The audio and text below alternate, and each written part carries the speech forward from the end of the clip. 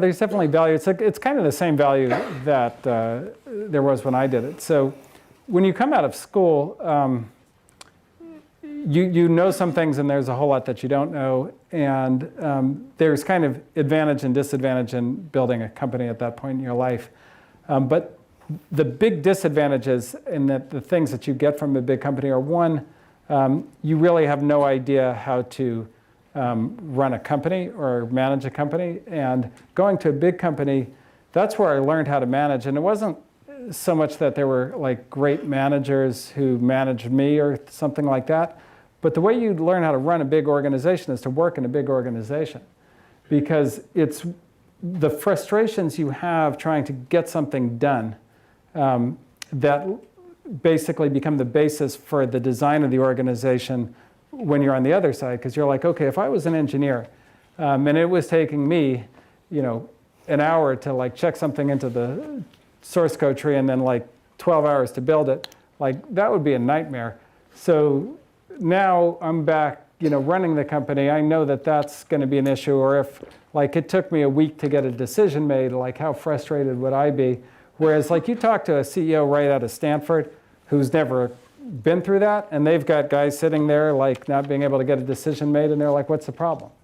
And it's like, well, like that's why you've got like all the attrition, nobody wants to work for you. But it's harder to figure out, like if you've never worked in a company, like why that would be such a big problem to like not be able to work for a week on anything because you're waiting for somebody to make a decision who doesn't think it's important enough to give it the time of day. And so these are the kinds of things that you learn, and there's like a million details around that, which you just can't learn. Like it is not intuitive. I like guarantee you nobody figures out how to do that on their own. And that is the best way to learn it. So that's the first thing. And then the second thing is you meet people who, like people at Apple, like people at Facebook, people at Google, like smart people. And you kind of build a reputation so that if you go to build a company, like those are people whose skills and who you can draw upon and who you can hire and work with and build something really excellent. And then the third thing is you kind of learn about the world. And the basis of a good company is to basically figure out something about the world that nobody else knows. And then that secret becomes the company.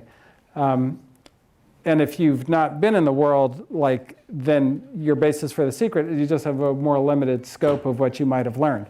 Now, there are people who learn stuff in school that is a big enough secret, like Mark Zuckerberg figured out Facebook while he was at Harvard. Like absolutely, if you have an idea that big, then by all means go for it. But like if you don't, and you try and go build a company with zero management skill and no network, that's hard, bro. That's going to be hard. Like, and you have to think, like, who would want to work for you? Like, and it's like, unless it's like, well, everybody smart will want to work for me because I've got the breakthrough idea of all times and it's running away like a freight train and it's growing like nothing else ever, then yeah, definitely start a company. But if you don't have that and you try and do it, and you're competing with like Tony Fadell, who like invented the iPod and is also starting a company for engineers, like where would you work? Would you work for you? Would you work for Tony? And that's the kind of thing you have to figure out.